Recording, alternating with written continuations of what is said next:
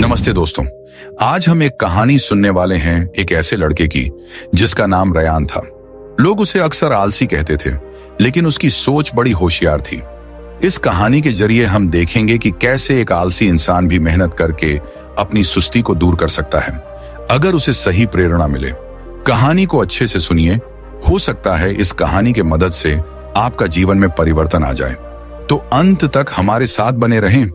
एक छोटे से गांव में एक लड़का रहता था जिसका नाम था रयान। वह अपने माता पिता के साथ शहर के किनारे एक छोटे से घर में रहता था। उसकी सुस्ती पूरे गांव में मशहूर थी। वह अपने पिता की खेत में मदद करता था, लेकिन उसका काम केवल उन पक्षियों को डराना था जो चावल की फसल को खाने आ जाते थे। दूसरे लोग पक्षियों को भगाने के लिए डंडे या गुलेल का इस्तेमाल करते थे, पर रयान खड़ा होने की मेहनत भी नहीं करना चाहता था। इसलिए उसने खेत में लकड़ी के खंभे लगा दिए और उन्हें रस्सियों से जोड़ दिया। अब वह केवल रस्सी खींचकर पक्षियों को डरा सकता था और खुद आराम से लेटा रह सकता था। रयान के पिता उसकी आलसी आदतों को लेकर चिंतित रहते थे और सोचते थे, अगर मुझे कुछ हो गया तो रयान कैसे सब संभालेगा। पर चूंकि रयान अपना काम समय पर कर देता था, इसलिए उसके पिता उससे नाराज नहीं होते थे। एक गर्मी के मौसम में जब सूखा पड़ा हुआ था, रयान के पिता बीमार हो गए और अब पूरे खेत की देखभाल का काम रयान पर आ गया। कड़ी मेहनत की आदत न होने के कारण वह संघर्ष करने लगा और जल्द ही फसल पानी की कमी के कारण सूखने लगी। उस रात रयान ने बाहर तारों के नीचे बैठकर सोचा, काश मैंने पहले ही थोड़ी मेहनत की होती। अब मेरी वजह से मेरे परिवार की उम्मीदें टूट गई हैं। अगली सुबह गांव में हलचल मची हुई थी। रयान ने जाकर देखा तो एक सैनिक घोषणा कर रहा था कि राजा के महल में एक बड़ा मुकाबला होने वाला है और जो जीतेगा उसे सोने का एक बड़ा खजाना मिलेगा। रयान ने सोचा, यह पुरस्कार मेरे परिवार को बचा सकता है, और उसने बिना सोचे प्रतियोगिता में भाग लेने का फैसला कर लिया। गांव के लोग हंसने लगे और बोले, एक आलसी इंसान बाकी ताकतवर लोगों से कैसे जीत पाएगा। पर रयान की माता पिता को उम्मीद थी कि यह प्रतियोगिता उसे मेहनत करने के लिए प्रेरित करेगी। 3 दिनों की यात्रा के बाद रयान महल पहुंच गया। पहली चुनौती झील को पार करने की थी और केवल पहले 3 लोग ही अगले दौर के लिए चयनित होते।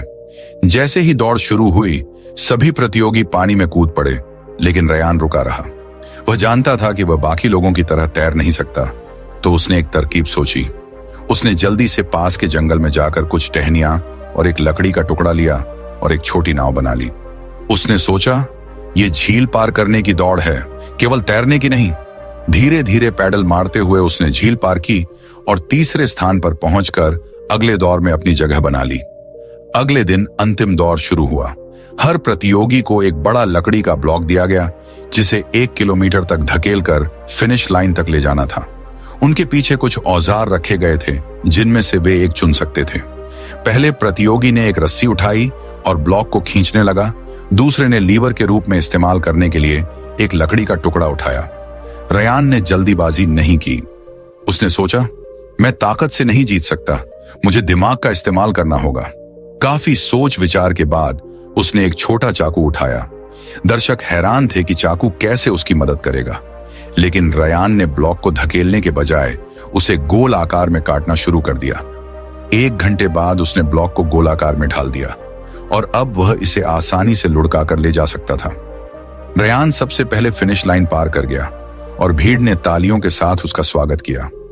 यह कहानी हमें सिखाती है कि आलस कभी कभी कमजोरी मानी जाती है, लेकिन यह हमें रचनात्मक हल ढूंढने के लिए प्रेरित भी कर सकती है।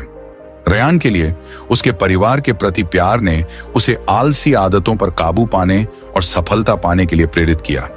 इसीलिए अगर कभी आपको आलस महसूस हो, तो अपने लिए कोई बड़ा लक्ष्य या मजबूत कारण ढूंढें। अगर आपको एक कहानी पसंद आई हो, तो इस वीडियो को लाइक करें, शेयर करें और हमारे चैनल बिलीव इन योरसेल्फ को सब्सक्राइब करें और नोटिफिकेशन बेल आइकन को दबाना ना भूलें। धन्यवाद और अगले कहानी में फिर मिलेंगे।